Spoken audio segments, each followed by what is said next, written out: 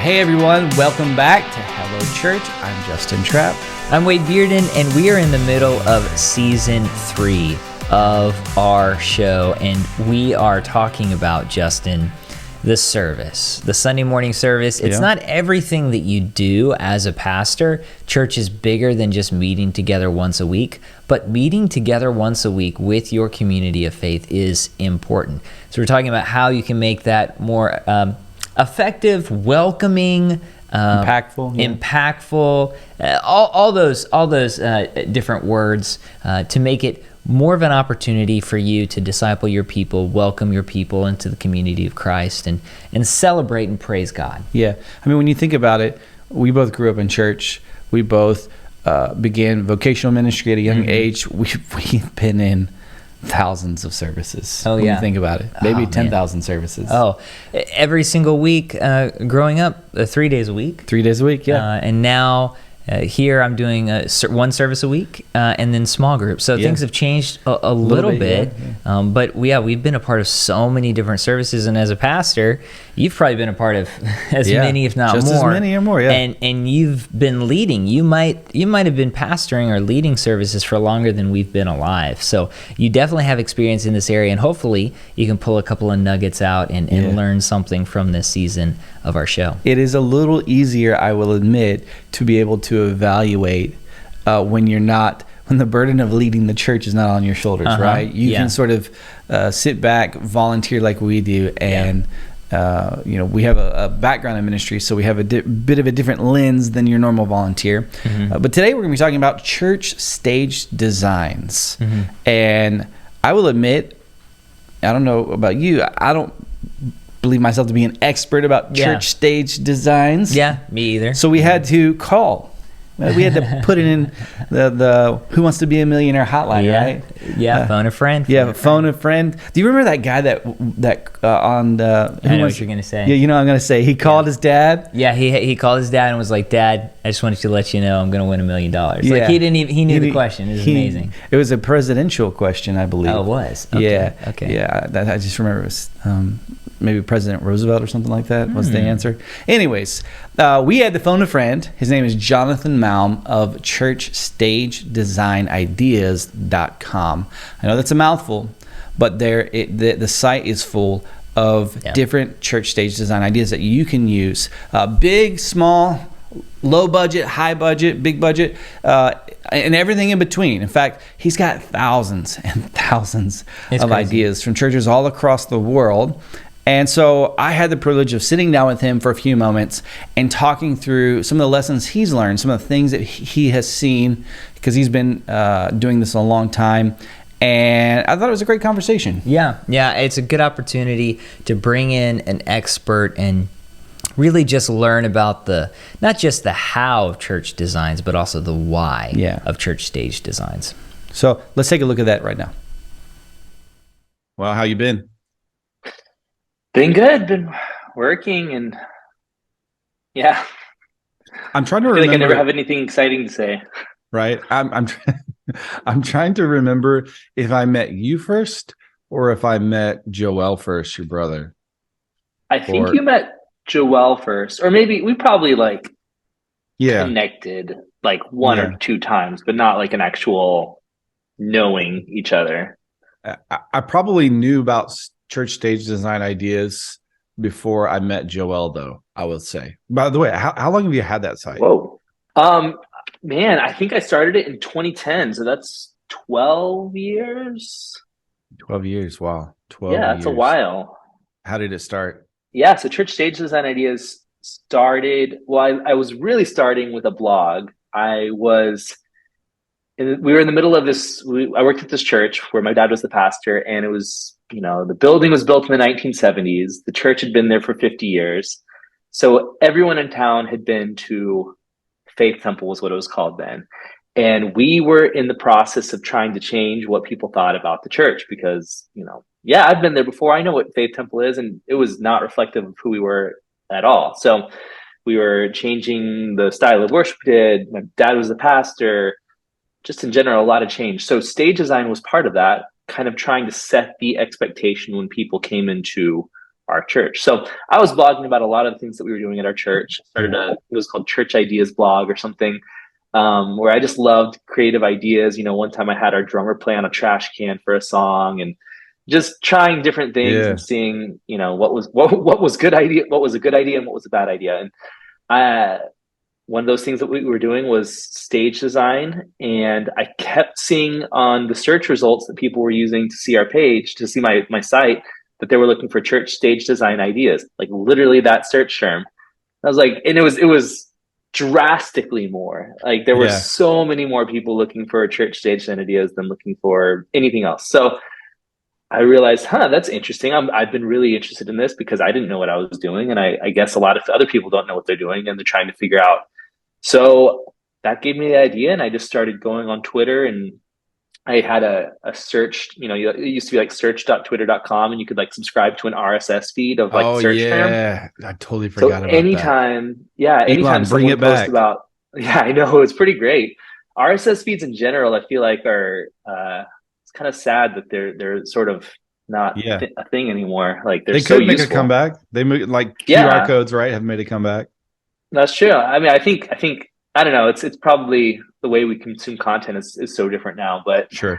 So anytime someone would post about church stage design or stage design, I would just see what they posted, and a lot of people were posting pictures, and I just asked them if I could post up what they were doing. So just kind of grew that way. It was sort of a public research project in a way.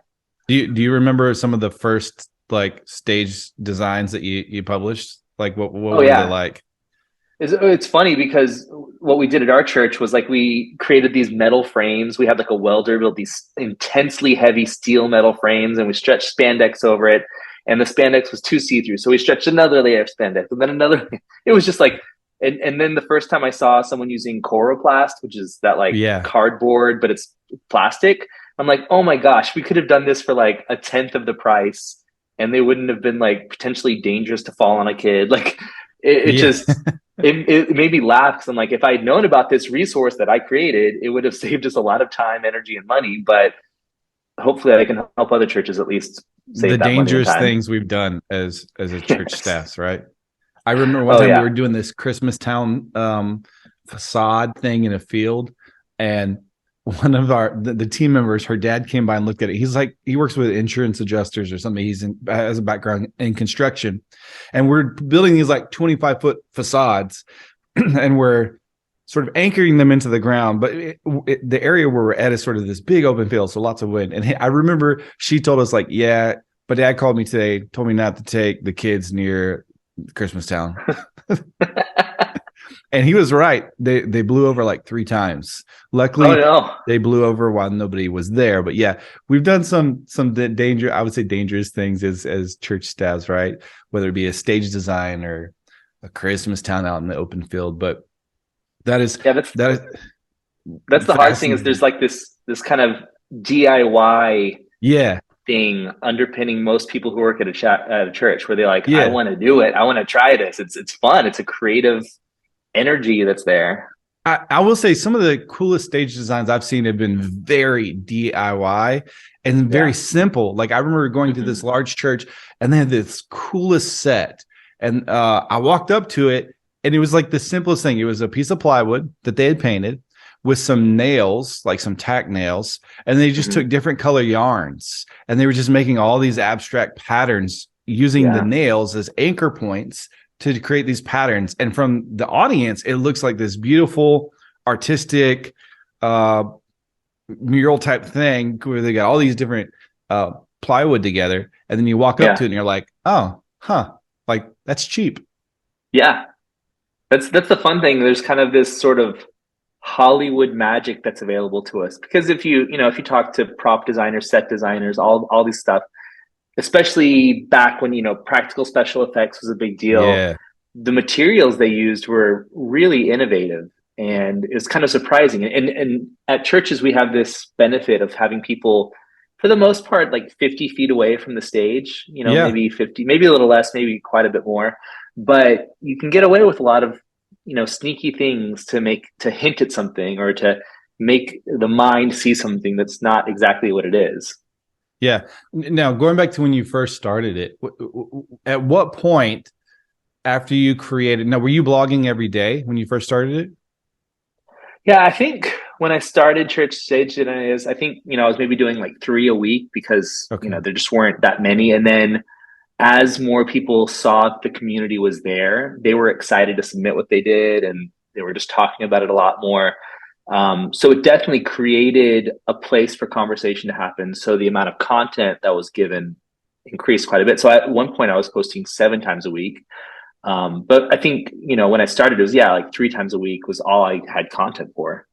At what point, I guess going back to, here's where I was going. At what point did you realize, like, wow, like this is popular. Like this is, Yeah. because I remember going to your website, and back when like web ads were like a big thing, right? And so you could become a sponsor on your site. I remember your website numbers back in the day was substantially larger than a lot of other platforms out there that they weren't stage design related, but you were just getting what seemed like a lot of traffic. Yeah, it's such an interesting thing. I mean, that's something I feel like it has changed the way I see business in general. Just that, like, such a specific niche could Right. reach, it could be so effective, right? Which I think that's representative of the internet, and I think that's a cool opportunity for churches, like realizing that you can be so specific and reach every single person who's into that specific thing. And it's possible with the internet, which it wasn't possible even 15, 20 years ago. Yeah. It just wasn't feasible. So now you can like really get really good at one thing. And I remember one time, I think it was Christmas, I was at my aunt's house in Houston, actually. Okay. And I was Go checking my Astros. statistics. Yeah, right now. And I was checking my statistics, and I saw that like 100 people visited the website in a day. And I was like, oh my gosh, I never believed that there would be 100 people in the world that would be interested in this, much less Yeah. on a single day. And then realizing that it, got up to like 30,000 people in a month that would be seeing this site. You're like, how are this many people doing this? And, it's really fun too, whenever I would watch like Ellen or a different show like that, and you would see something, I'm like, that's from this site. Like it wasn't my design, but it was one of the ones that I got Yeah. to put up on the site. And I'm like, it was pretty cool to see how far it went. It's also unfortunate whenever I see like a documentary about like a church scandal, and then I see like, or anytime there's a church in a documentary, I see the Sure. church and I'm like, oh, that design's from Church Changes and Ideas too. It's Wow. always weird. What are some of the more memorable stage design ideas that you've seen come across throughout the years? Yeah, I think the ones that stuck with me the most were always unexpected, inexpensive materials. So, a church used cardboard boxes and just like duct taped them together to make like I don't know if this is like, I don't even remember this game. I've just seen a screenshot of it, like Cubert, where it's like those boxes. It's like a 3D. He's like jumping up and down the boxes or whatever, or the square Okay. platforms. And it had that kind of look. People have used aluminum screening, the stuff to keep mosquitoes out of your house in the summer. They just crumple it up and stretch it out, and it creates this really cool texture when lit. Sonotubes, which are like the like cardboard form tubes that are used to pour concrete into like a Oh circle. yeah. Willow Creek used that one time for their global leadership summit, and so all of the different places that were like hosting the summit had that same design, and it was really cool to see. Air filters is one. Still, like the number one stage design on the site is someone who used air filters to create boxes, these 3D boxes, just kind of duct tape them together, and you create this cool translucent box that you can throw a light inside of and illuminate. It's pretty fun. And then string, you already mentioned that. I've seen some really cool stuff done with string, because it has like a ghostly appearance whenever you light, whenever you string it up in a Yeah. really cool pattern and light it from a distance. It's kind Yeah. of, you're like, what is that? Yeah. They were shooting some light onto each one, and so it was adding a different layer to that. That's really interesting. Is there anything that you've seen that the popular designs have in common? Because you just mentioned everything you just mentioned seems to be like relatively cheap, I would say. Oh yeah. So that was sort of an older style. Right now, I think a lot of churches are really focusing on LED wall technology, the Yeah. LED panels that or projection screen. But um, a lot of churches are switching to more of a content base where you can, throw the video up, throw a graphic up. So a lot of the stage design elements that are surrounding it nowadays are much more, they're almost become like their own type of lighting fixture. So like Mm, LED tape in a cool yeah. pattern, you can, it's basically just like tape, but then it has light to it. And so you can put it in all sorts of different patterns against the back wall. People using like buckets, drilling a hole in it and then putting a light inside of it. So it's called a sky pan is what the like industry term for that type of looking light Yeah. is. But it's a homemade sky pan that has this really, nice amber color light, really warm. And so a lot of the stage designs that are being made now are much more lighting specific, making it look like something that's its own lighting fixture in a sense. Wow. Wow. It's so like church stage design is a thing. It's kind of crazy. I Yeah. remember our church we were at a smaller church, and I remember our pastor was like, he came from sort of a multimedia event driven background. So he was really big into environmental projection. And so I just Mm-hmm. remember it's an auditorium of like 200 people, and we have this environmental projection, and we did this series about like space or creation. It was like creation series, but the theme was like space. And so there's like a Yeah. galaxy on the ceiling. And that can be an extension, right, of your Oh yeah. stage design. It's just so interesting and fascinating how all the different churches of all types, right? All different types of denominations, all sizes can leverage a stage design to have an impact on the message or an impact on the service. Yeah. Uh, it's kind of wild, and you can get as elaborate, like you mentioned, or as practical. I remember this church I was on staff at, they had these, they literally installed this track system just so they could have flying angels.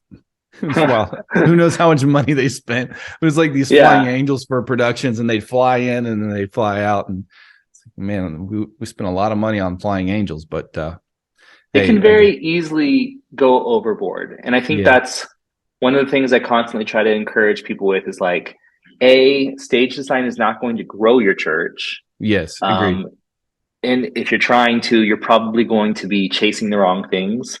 You're probably chasing hype rather than actual substance, which is Sure, never good. Not to say that was, I mean, I also think sure. that stage design is a fantastic tool to accomplish a purpose, right? If you're trying to break past people's preconceived notions of what church Mm-hmm. is, or if you're trying to, in a media saturated world, trying to get a message across that people have heard a million times before, but it's never really touched their heart.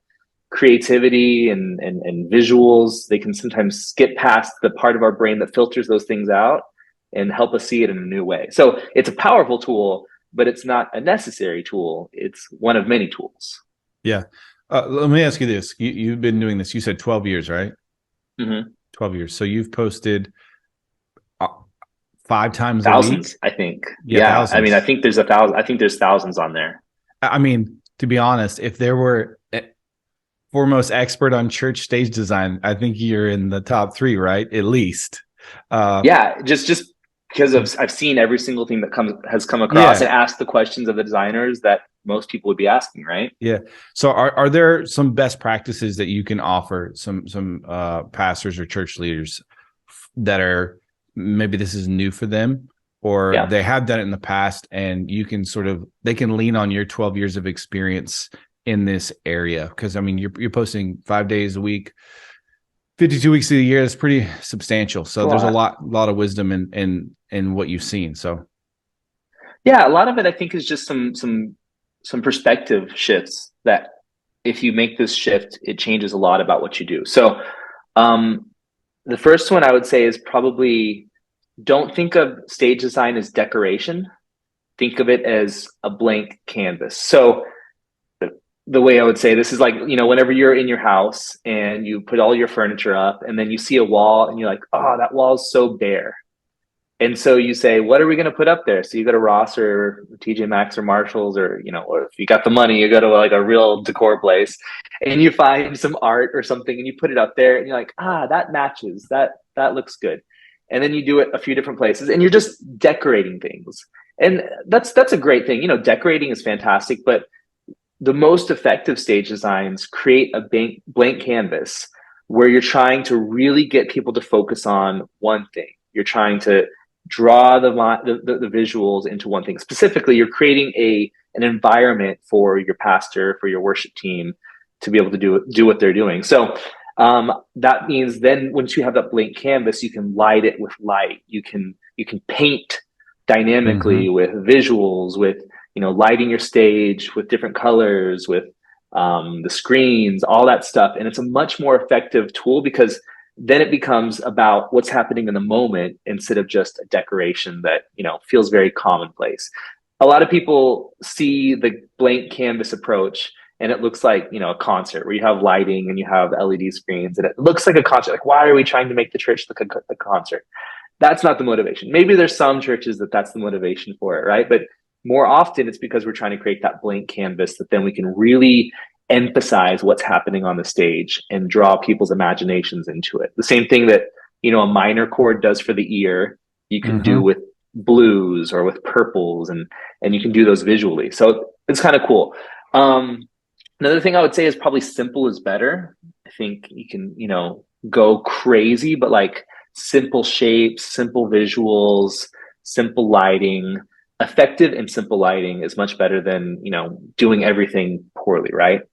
And then along with that, I would probably focus on stage lighting, because you can have crummy materials and really inexpensive materials, but if you have the lighting dialed in well, it makes them look good. At the same time, you can have expensive materials, but if the lighting is not effective, it's going to look cheap, weirdly enough.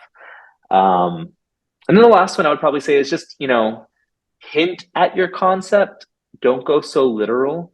Now, there are plenty of stage designs on the site where someone, built, a massive car or a plane and hung it from their ceiling, and that's really cool, right? But the weird thing is that plane, like let's say you're singing a worship song about the power of God, and there's a plane hovering over you. Like it's a little bit weird. And then also it's just really expensive. Like it tends to be much more expensive, much less versatile, where you can't repurpose those materials for future stage designs. So, hinting at the plane for a series, using Coroplast and kind of creating 2D shapes versus a massive plane might be a little bit easier, more effective, and cost effective. At the same time, if you want to go for it and you have the budget and you feel like it's really going to accomplish the purpose, build that plane. But in general, I would say hint at the idea, don't go so literal. Yeah. Those are kind of my best practices, I think. Yeah. No, those are awesome. Now, for people that don't know you, Jonathan has several idea sites. So was the church stage design ideas, was that the very first idea site? Yeah.